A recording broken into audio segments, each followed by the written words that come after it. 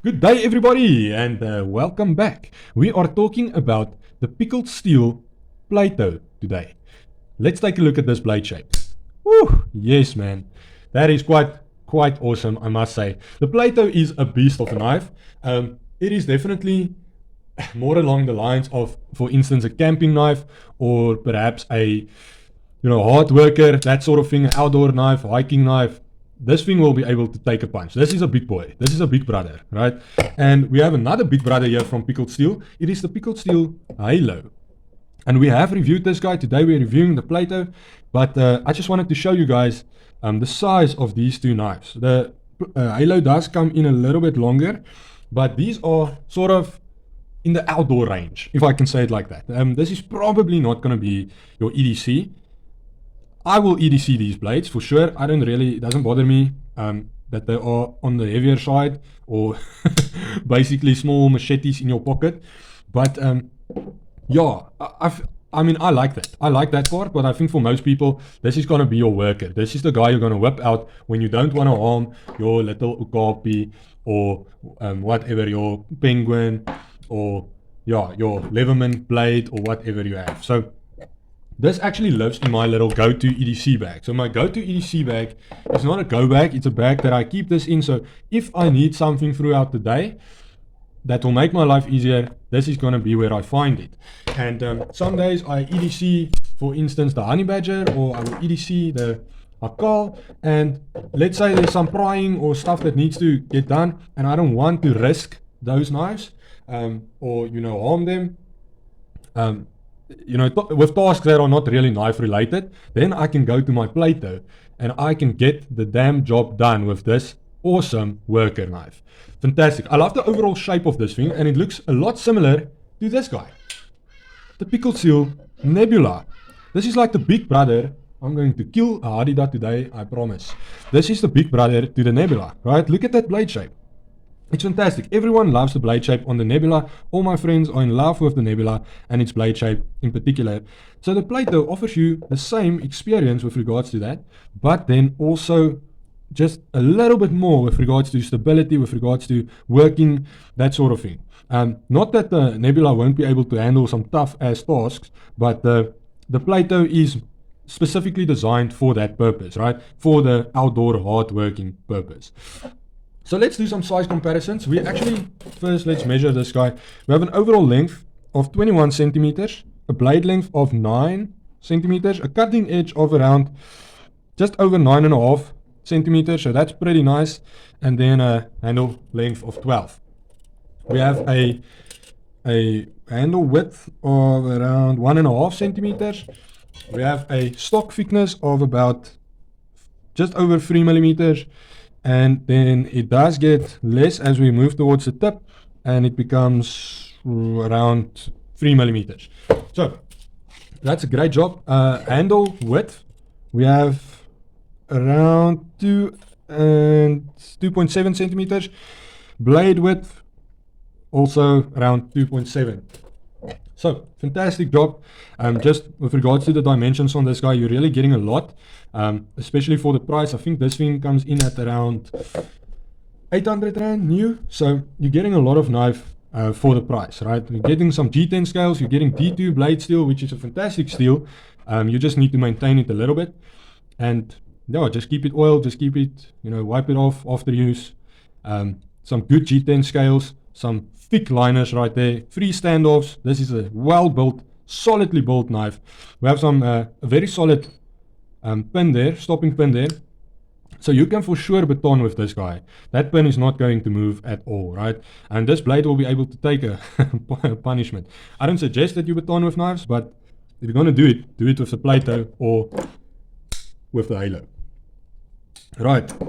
So I love the blade shape. It's like the sort of modified Warncliffe blade shape, sheepfoot modified thing, and it works great. You have a little bit of ability to pierce with this guy on this blade, and some a nice sort of a little curvature right there, which creates a slight belly on this guy.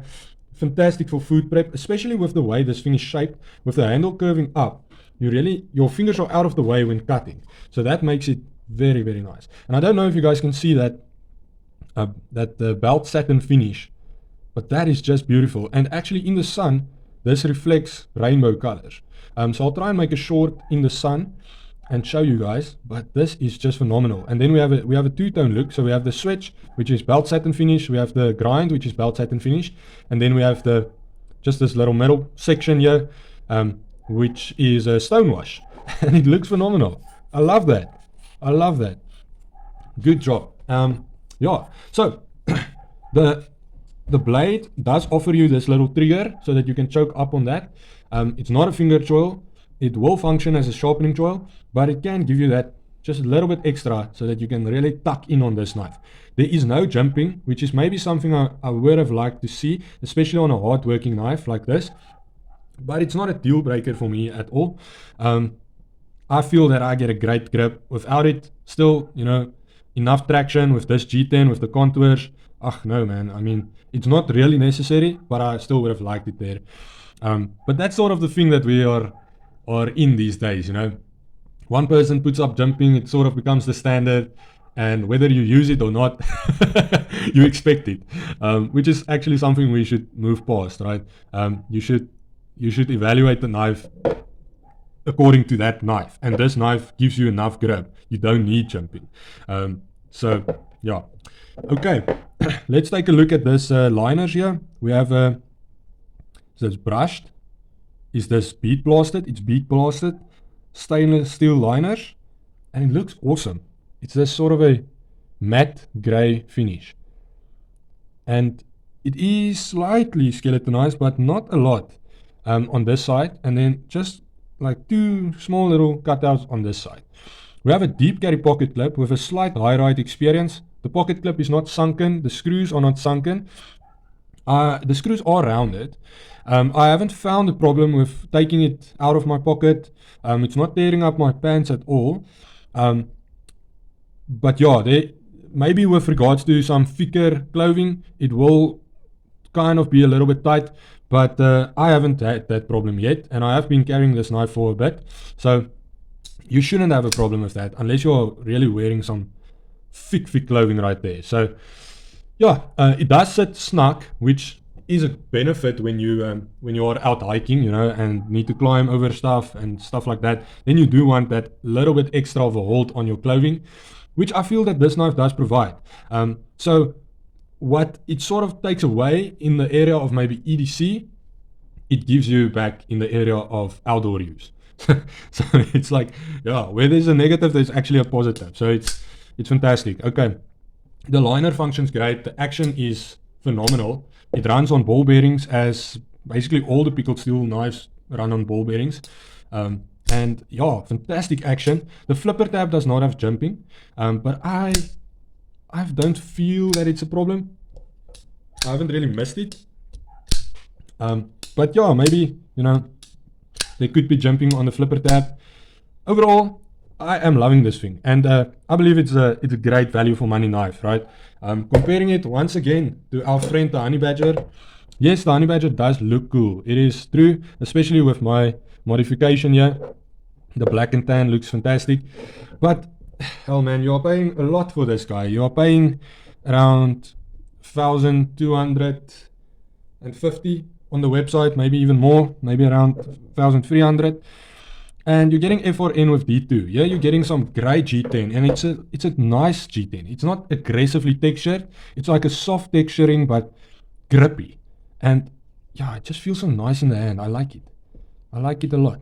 I love the red pivot collar with the green. That also looks fantastic. We have T8 pivots, T6 hardware on the screws. Yeah, man, that's so cool. I like the look also of the pocket clip. That's freaking cool. And you don't feel that pocket clip at all in your hand. When choking up on this knife, you don't really feel that pocket clip. Overall, I think it's a great user, great for food prep, for any other tasks, you know, it will get the job done. You might have just a little bit of a, I don't think you'll have a problem with piercing. If you take, for instance, the Akal, which is a flipper or a drop point, you know, you're getting basically the same amount of tip with these two, maybe even more on the Plato. So you shouldn't have a problem piercing things with this guy. And that is what I love about this blade shape. It gives you that sort of a cleaver benefit, but then alongside that also a piercing ability. So with, for instance, the penguin, you basically have almost no piercing ability right there, but you do have that cleaver benefit. So for food prep, this thing is great. And so this is just a very well-rounded blade shape, in my opinion. Strong tip, the swedging, the different shapes on the blade does increase the strength of the blade, and that is how it works. It's not just because it's beautiful. 3 standoffs create a fantastic stability, 0 flex, of course, on this knife, as with all the pickled steel knives, and just such a solid knife in hand.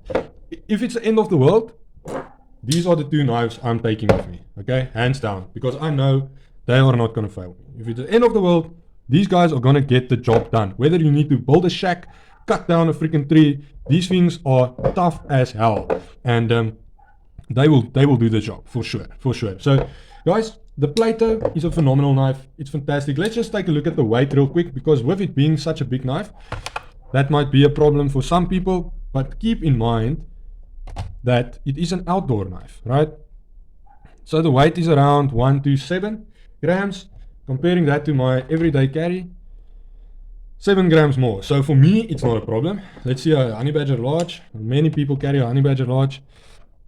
It's like 20 grams more. So less than 20 grams, like 15 grams more. So even EDCing this thing will not be a problem, really. Okay, I think the halo might be a bit more heavy, yeah.